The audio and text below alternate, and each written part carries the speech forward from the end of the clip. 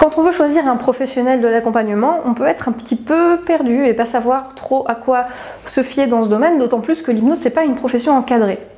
À partir de là, il y a plein de façons de pratiquer. Donc, comment vous pouvez vous y retrouver pour choisir le praticien qui vous convient? Alors, je ne sais pas par quel biais vous allez venir au contact d'un hypnothérapeute. Il peut y avoir les pages jaunes, il peut y avoir Internet, le bouche à oreille, plein de trucs.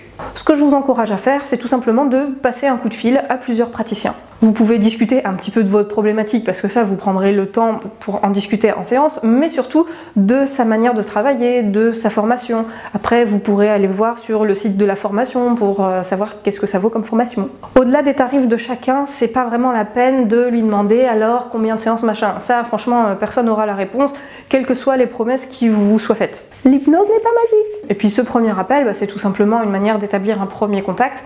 Et puis vous verrez quel feeling vous avez avec la personne. Renseignez-vous sur les différentes manières de pratiquer l'hypnose. Il y a des gens qui vont vous faire travailler assis, d'autres qui vont vous faire travailler allongé.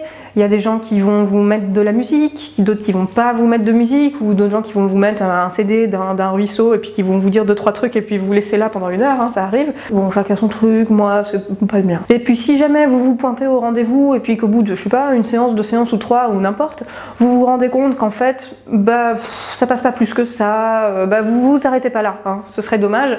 Simplement, même si ça peut être un petit peu décourageant peut-être, allez voir quelqu'un d'autre. Encore une fois, un accompagnement et surtout un début d'accompagnement, ça ne dit rien ni sur vous, ni sur l'hypnose, ni sur le praticien en lui-même, hein. Tout ça, c'est vraiment un tout qui va marcher. Sinon, vous pouvez me choisir moi. Téléchargez ce truc, lisez cet article.